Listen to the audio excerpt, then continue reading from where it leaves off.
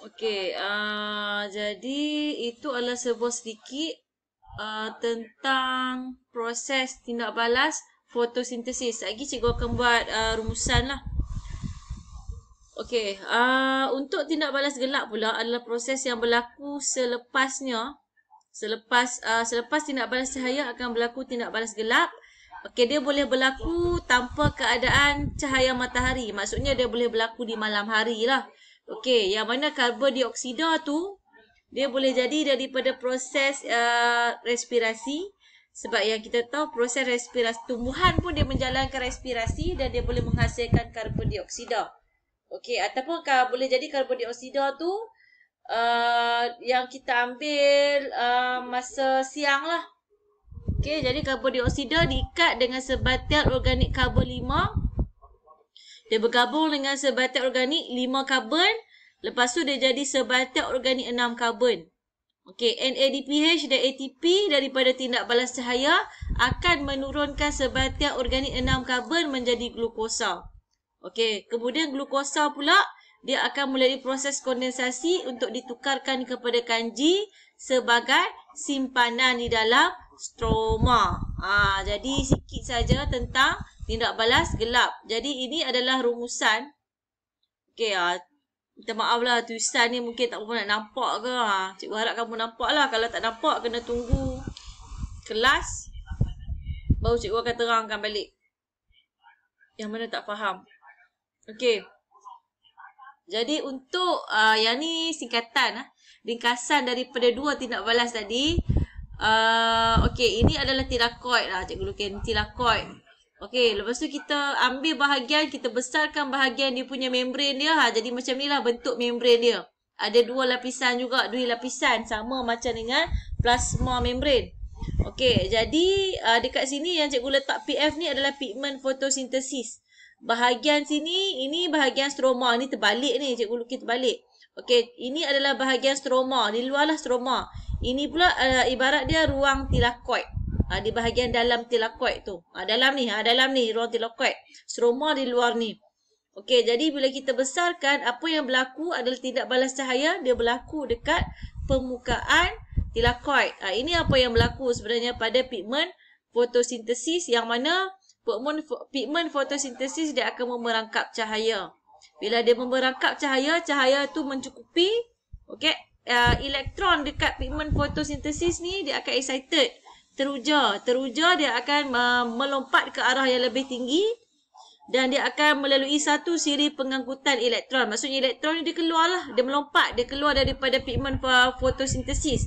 Jadi pigment fotosintesis ini dia akan kekurangan elektron. Jadi elektron yang tadi yang melalui satu siri pengangkutan, dia akan menyebabkan penghasilan ATP. ADP ni dia akan menggunakan tenaga daripada elektron tu, dia akan bercantum ADP cantum dengan fosfat, dia akan membentuk ATP, tenaga. Okey, kemudian elektron tadi dia akan diterima oleh NADP+. NADP+ ni adalah koenzim.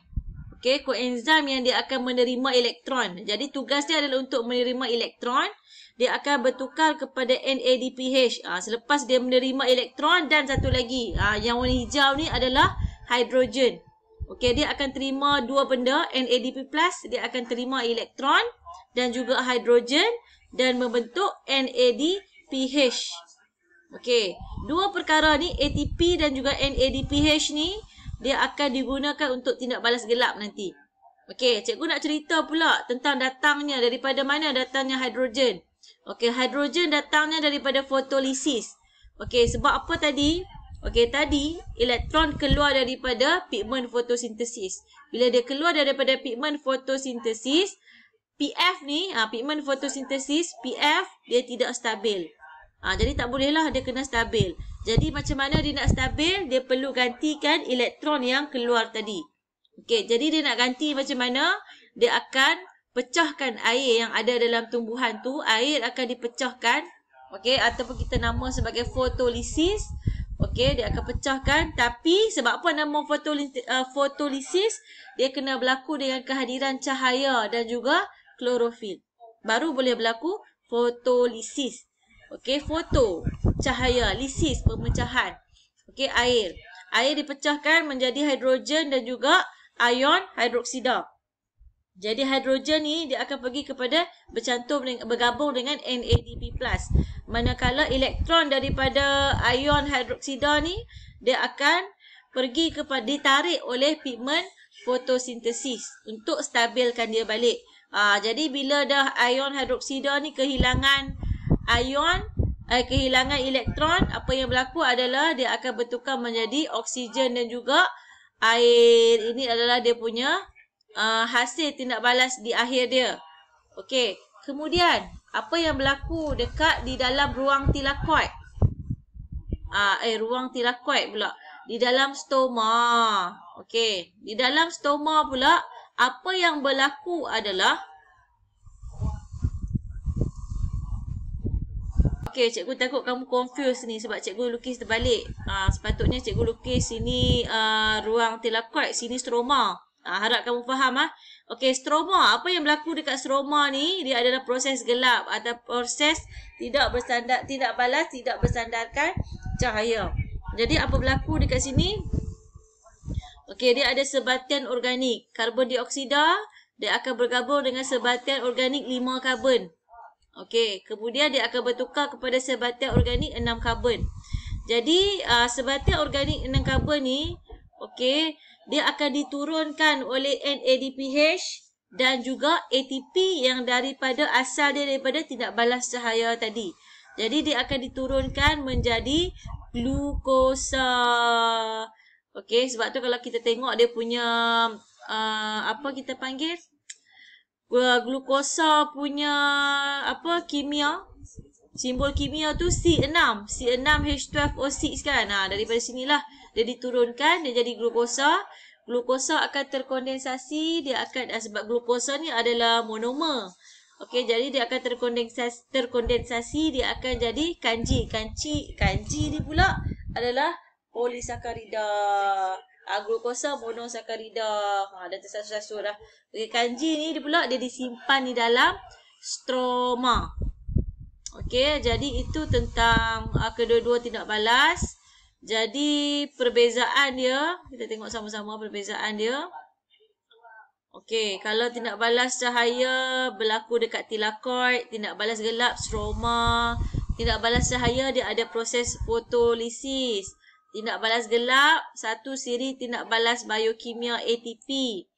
Okey, tindak balas cahaya perlu cahayalah berdasarkan nama dia. Tindak balas gelap tidak perlu. Okey, bahan yang diperlukan untuk tindak balas. Tindak balas cahaya memerlukan air. Tindak balas gelap memerlukan karbon dioksida. Okey, hasil tindak balas oksigen dan juga air untuk tindak balas cahaya. Okey, tadi kita dah tengok. Oksigen dan air tu datang dia daripada ion hidroksida. Okey, kemudian tindak balas gelap dia akan menghasilkan glukosa dan air lah sebab dia terkondensasi kan. Okey, ATP dan atom hidrogen. Okey, tindak balas cahaya menghasilkan ATP dan juga atom hidrogen. Kalau tindak balas gelap pula menggunakan ATP dan atom hidrogen daripada NADPH tu. Persamaan dia, kedua-duanya dimangkin oleh enzim dan berlaku dalam kloroplas. Okey, ini adalah perbezaan antara kedua-dua tindak balas. Okey, kemudian yang ni adalah model rumah hijau. Yang ni bolehlah kalau kamu nak buat aktiviti dia nak kalau cikgu suruh kamu kalau kamu nak buat memang kamu tak buat kan. Okey, zone aktiviti. Okey, lakarkan satu reka bentuk rumah hijau yang dapat digunakan di dalam bangunan. Bincangkan ciri-ciri rumah hijau yang dapat membantu pertumbuhan tumbuhan selain keamatan cahaya. Apakah faktor lain yang mempengaruhi kadar fotosintesis? Okey, selalu kalau kita tengok rumah hijau ni untuk negara yang ada iklim sejuk lah. Okey, kalau kamu tengok dia akan buat rumah kaca tu, dia bukan tak semestinya dia berwarna hijau.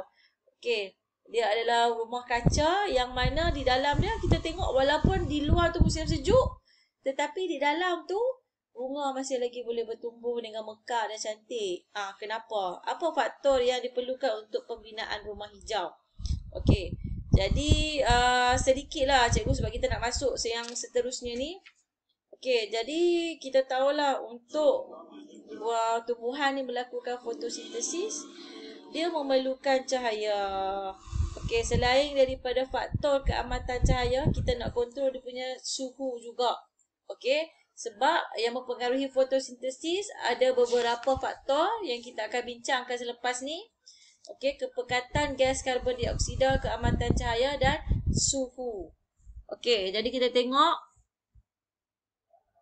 Okey, 3 perkara yang mempengaruhi fotosintesis. Okey, keamatan cahaya. Boleh rujuk buku teks kamu, muka surat 46. Keamatan cahaya. Okey, apa yang berlaku? Okey, tenaga cahaya digunakan untuk mengurai molekul air semasa fotolisis air dalam tindak balas cahaya. Yang ni yang kita belajar tadi dah di awal-awal tadi. Okey, jadi tenaga cahaya tu memang sangat diperlukan. Kalau tenaga cahaya tak ada, makanya okey, proses fotosintesis tidak akan berlaku ataupun tidak akan berlaku lah cahaya tak ada. Okey, jadi semakin tinggi keamatan cahaya, kalau kita tengok berdasarkan graf ni, semakin tinggi keamatan cahaya, semakin tinggi kadar tindak balas oksigen. Semakin tinggi kadar fotosintesis. Minta maaf, tersasul dah malam-malam ni.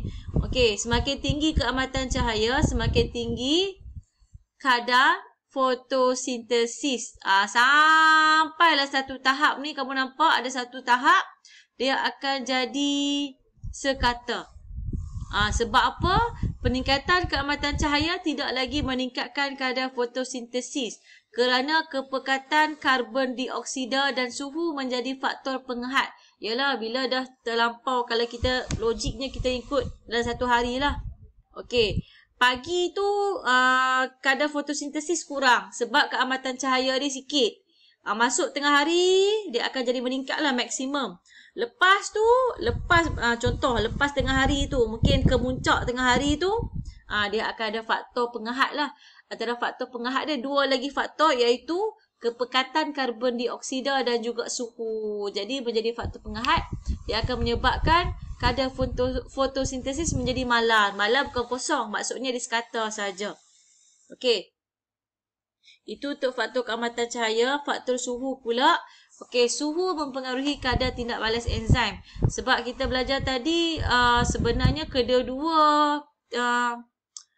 kedua-duanya tindak balas cahaya dengan gelap tu dia melibatkan enzim. Itu adalah persamaan antara kedua-duanya. Okey, tapi di sini kita fokus kepada tindak balas gelap lah, sebab dalam tindak balas gelap tu adalah hasil dia yang menghasilkan fotosintesis. Okey, jadi setiap apa yang kita tengok di sini dia akan meningkat. Okey, apabila suhu meningkat, kadar fotosintesis juga akan meningkat. Sehinggalah dia mencapai tahap optimum, iaitu antara suhu 25 hingga 30. Tapi sebenarnya suhu ni dia bergantung kepada spesies tumbuhan. Cumanya di sini 25 hingga 30 ni adalah untuk kebiasaan ataupun secara purata. Okey, ini adalah optimum. Dan selepas daripada suhu 30 ni, okey, bila suhu terlalu tinggi, apa yang berlaku? Enzim akan ternyata asli, dia akan dimusnahkan.